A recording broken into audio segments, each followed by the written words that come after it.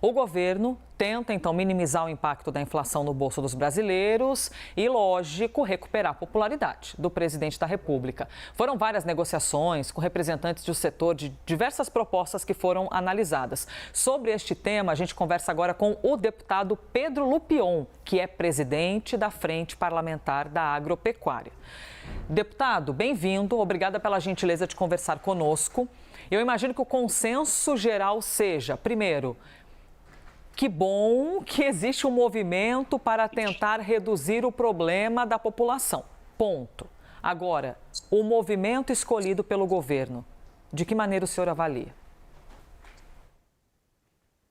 Bom, vamos lá. Primeiro, obrigado pelo espaço. Um prazer falar com vocês na CNN. Veja, é uma questão pontual, né? O governo tenta criar algum tipo de iniciativa para mostrar resultado nessa questão do preço dos alimentos, mas, ao nosso entender, são medidas que não vão ser efetivas, não vão ser eficientes a curto prazo. O simples fato de isentar tarifas de importação de diversos produtos que são, em larga escala, produzidos pelo Brasil, citar um exemplo. Café, por exemplo. Quem produz café no mundo que não o Brasil? Né? A gente exporta para o mundo inteiro. Mesmo caso, o açúcar, a gente vende para todo lugar. Da onde a gente vai comprar açúcar? Aonde que isso vai chegar mais barato aqui para nós? A carne brasileira é a mais barata do mundo, até pela alta escala que tem, enorme escala de produção que tem no Brasil, e que exportamos para diversos, mais de 180 países, se eu não me engano. Isso tudo não gera um impacto direto na população, não gera impacto direto lá no preço, na gôndola. É importante ter uma iniciativa, é importante que haja algum tipo de ação, mas a principal ação que o governo tinha que fazer, e que a gente tem reiterado sempre, inclusive mandamos um documento ao governo um pouquinho antes do Carnaval, na sexta-feira antes do Carnaval, sugerindo 20 medidas para que buscasse baixar o preço dos alimentos, que é justamente a questão de cortar gastos. Não existe possibilidade da gente resolver o problema da economia, o problema da inflação, quando há necessidade do aumento de juros, quando há necessidade de desconfiança, aumentar a desconfiança do mercado, porque o governo não faz o mínimo, que é cortar gasto e fazer um verdadeiro ajuste fiscal. Essa é a grande preocupação, recuperar a economia para que a economia esteja aquecida a ponto de podermos ter dentro do mercado uma situação mais confortável para os preços para o consumidor. Deputado, nós estamos aqui também com Fernando Nakagawa, também com Basília Rodrigues, e agradeço mais uma vez a gentileza da presença do senhor num dia importante de repercussão, né, em cima dos números e de até que ponto isso vai gerar efeitos bons para a população. Basília, por favor. Obrigada, Elisa. Obrigada, deputado, pela presença aqui no nosso Live CNN. Como que os senhores receberam também essas medidas? Elas podem ser interpretadas como uma forma de pressionar o produtor nacional? Porque elas atacam, né, reduzirão o preço, a gente imagina, dos preços dos produtos importados, né, com essa decisão de zerar a alíquota dos importados. Como é que os produtores nacionais se viram colocados neste anúncio? É uma forma de pressioná-los, até de demérito, desprezo ao que é produzido aqui no Brasil? Passa uma impressão de que os produtores nacionais podem estar segurando estoques para forçar a alta de preços. Eu queria que o senhor colocasse esses assuntos, todos esses elementos nos devidos lugares.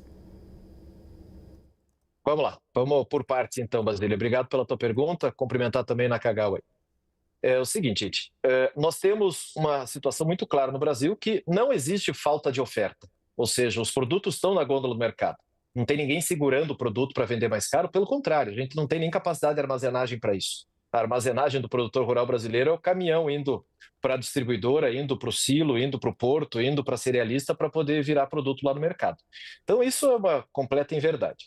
O preço do café, a gente tem que entender um problema que nós tivemos de chuva, de problema de produção, um problema seríssimo de produção mundial do café que fez com que o preço explodisse. Não é uma questão que o produtor... Aliás, essa inflação de alimentos, esse preço direto para o consumidor lá no final, chega no bolso do produtor. O produtor não tem ganho real com isso, né? Tem uma gama enorme de atravessadores nisso. Outro ponto, o governo convidou para uma reunião e convocou uma reunião para tratar de preço de produto do mercado, para reduzir preço de alimentos, só a indústria.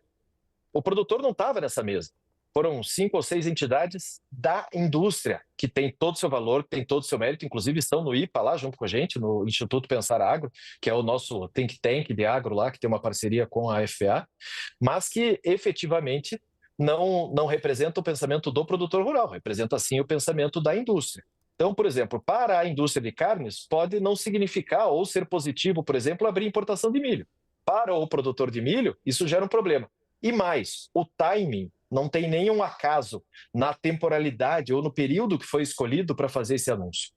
A safra, daqui a algumas semanas ou mês, está nos mercados. A safra está sendo colhida no Brasil inteiro. Os preços, obviamente, com o aumento de oferta, vão diminuir. Então, o timing é todo calculado para que haja algum tipo de vitória, mesmo que seja uma vitória de pirro do governo, mas que haja algum tipo de anúncio positivo por parte do governo. O nosso entendimento, Basília, é que a solução mais efetiva e mais eficiente seria a gente diminuir tributos de importação, sim, mas diminuir tributos de importação dos insumos agropecuários que nós usamos para produzir, que são caríssimos, lastreados em dólar e que poderiam baratear muito o custo de produção no Brasil. Aí sim a gente teria produtos muito mais baratos na gôndola do mercado, porque o custo de produção seria muito menor. Essa seria uma medida efetiva, como também diminuir o tamanho do Estado, né? A gente diminuiu o tamanho da máquina, cortar gasto público, que suscitou em toda essa condição do aumento de juros. Vamos lembrar que há um ano atrás a equalização de juros para o Plano Safra foi algo em torno de 12%. Hoje nós estamos falando em equalizar já 15%. Isso fica muito mais caro, custa muito mais caro para o governo que não tem esse dinheiro para fazer. Então é uma sequência de problemas que a curto prazo não terão eficiência. Nakagawa? Obrigado, Elisa. Presidente, obrigado por estar com a gente aqui. Eu queria ouvir, do ponto de vista econômico, o potencial impacto dessa medida em dois aspectos. O primeiro, olhando para 2024, presidente, quando o governo tomou uma medida bem parecida com relação ao arroz, diante do que aconteceu no Rio Grande do Sul, da tragédia climática. A partir dessa medida, que foi anunciada lá no finalzinho de abril, comecinho de maio, nós tivemos 5 meses seguidos, assim, 5 meses a partir daí, com queda do preço ao consumidor do arroz e um aumento do volume bastante expressivo das importações. Teve mês que as importações mais que dobraram em um ano. Naquela situação, aparentemente, os preços aqui no Brasil pararam de subir, ou pelo menos começaram a cair, porque no exterior eles continuaram a subir. Por que dessa vez o efeito não será igual? E aí, emendando uma outra situação, presidente, com todo respeito, em 2022, o governo Bolsonaro tomou uma atitude exatamente idêntica, com queijo, açúcar, macarrão, margarina, café, óleo de soja e etanol. Mas na época, a FPA não criticou. Por que agora é diferente?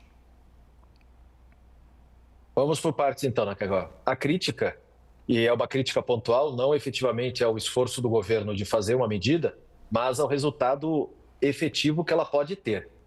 Acho que é muito mais importante a gente valorizar a indústria nacional e o produtor nacional do que efetivamente a gente beneficiar os nossos concorrentes.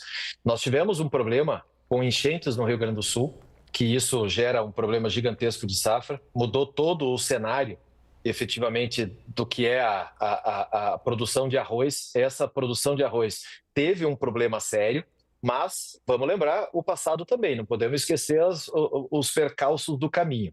Nós tivemos que denunciar uma compra fraudulenta de arroz que estava sendo feita pelo governo, tivemos que evitar essa compra, caiu gente do Ministério, inclusive. Então, isso tudo foi uma sequência de problemas e depois, com a regulação dos estoques de arroz, as coisas se resolveram. Hoje não há um problema de estoque. Não há um problema de estoque em relação aos outros produtos. Pelo contrário, os produtos estão aí com os estoques normalizados. O que temos é um problema de economia, um problema de inflação. Se lá atrás, no governo Bolsonaro, lembre-se, vamos deixar muito claro, no tempo de pandemia, em que existia um problema seríssimo mundial nos mais diversos produtos, houve a necessidade de temas como esse, e não cabe a mim fazer o juízo de valor se A ou B estava certo ou estava errado. O que gera preocupação para nós hoje é que durante 2 semanas foram planejadas ações do governo para anunciar pontos positivos para diminuir os preços lá na gôndola, o custo para o consumidor, e as medidas anunciadas ontem são medidas que a curto prazo não vão gerar efeito nenhum.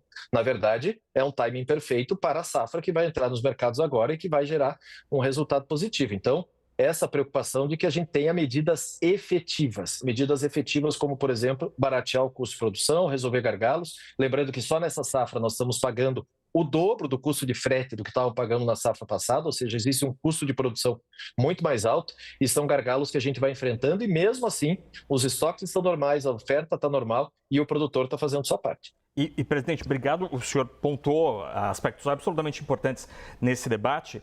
A FPA divulgou há poucos dias, antes do Carnaval, um documento muito forte, né, cobrando ou sugerindo itens para tentar reduzir o preço dos alimentos. E no documento o senhor deixa muito claro que a grande preocupação era com uma eventual medida heterodoxa do ponto de vista econômico. O que está sendo anunciado, o que está sendo proposto, o ministro Fávaro disse que é a primeira etapa só. Tem algum grau de heterodoxidade aí em termos econômicos? Não, acho que nessas medidas não, né, Cacau? Essas medidas são medidas pontuais que o governo tem todo o direito de fazer, né? Obviamente tem que passar pela Camex, existe todo um prazo de tramitação, leva aí praticamente mês e meio para elas se tornarem efetivas. A medida heterodoxa, que nos gera bastante preocupação, é fazer uma retenção, como tinha no governo argentino durante anos, que quebrou a agricultura argentina, criar cotas de exportação, taxar exportação de alimentos, fazer com que a produção agropecuária brasileira perca completamente a sua competitividade. A nossa preocupação é que tem muita gente do governo que defende isso. Aliás, já externaram isso algumas vezes, alguns setores do governo, e isso gera uma preocupação grande e terá uma reação condizente e contundente com a gravidade desse fato. Agora, a preocupação é de todos para que a gente consiga ter alimentos mais baratos na gôndola. O fato é que nós tivemos problemas com o Plano Safra. Na semana passada tivemos um grande enfrentamento com o governo em relação ao corte do Plano Safra, coisa que em 24 horas o próprio ministro Haddad veio à frente do problema e apresentou uma medida provisória para resolver. Problema que não existiria se não tivesse aumento de juros, porque, obviamente, o aumento do juro que gera a equalização mais cara e acaba o dinheiro.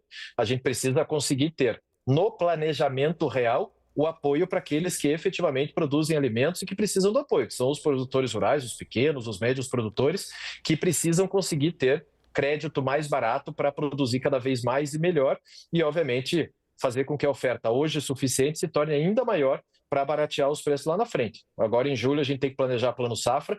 Vamos falar de uma equalização de juros que deve chegar em 15%. Para fazer equalização de 15% é muito mais caro de fazer de 12% do que foi nesse Plano Safra atual. Então, a gente precisa conseguir encontrar espaço fiscal para fazer com que o governo cumpra a sua parte, que é o que custa para o governo dessa equalização condizente para poder atender os produtores. Lembrando que temos a questão do seguro, que nós temos o problema do Rio Grande do Sul, que agora não é mais água, o problema agora é seca, como tivemos o problema no Mato Grosso do Sul também de seca. Então, são problemas que precisam enfrentar na nossa agropecuária, que são os responsáveis aí pela geração de alimentos no país. Basília?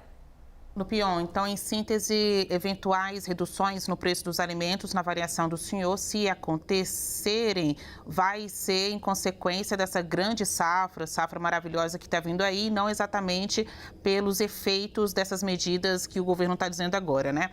A minha pergunta, pontualmente, tem a ver com o diálogo dos senhores com o governo. O senhor acabou de fazer uma crítica dizendo que os produtores não foram ouvidos, mas os empresários da indústria, sim. Naquela mesa de anúncio, tinha o Ministério da Indústria, mas tinha também o Ministério da Agricultura.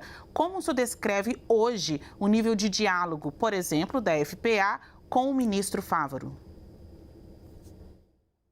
Veja, não é uma questão de diálogo ou não ter diálogo, Basília. Nós tivemos nossos desentendimentos, isso é natural, nós representamos um setor, aliás, a Frente Parlamentar da Agropecuária só existe para proteger os interesses do setor agropecuário, principalmente dos produtores rurais do Brasil. Essa é a nossa essência, para isso que a bancada foi criada, a frente parlamentar foi criada, e cada vez que o nosso produtor for atacado ou for prejudicado, a gente vai reagir, essa é a nossa obrigação.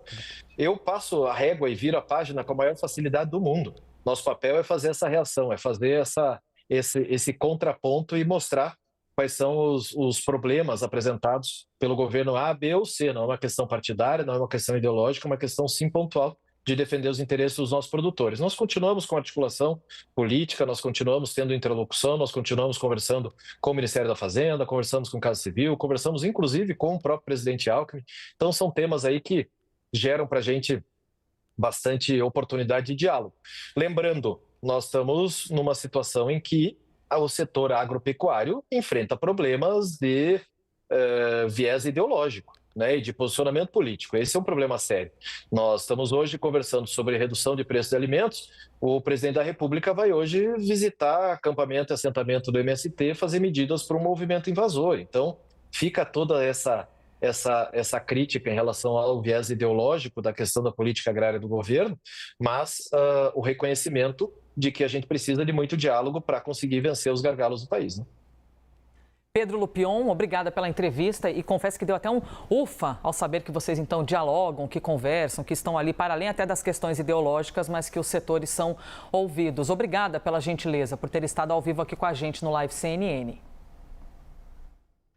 Obrigado. Só um detalhezinho, esse ufa seu é algo que a gente tem que deixar sempre muito claro, que quando a ideologia entrar na mesa da conversa, a gente nunca consegue resolver os nossos problemas. A gente precisa deixar de lado um pouco as questões partidárias e enfrentar de fato os problemas do Brasil. E hoje o problema sério do Brasil é o apoio à agropecuária. Em prol dos brasileiros e brasileiras. Perfeito, deputado. Muito obrigada, hein? Obrigada pela gentileza. Bom dia.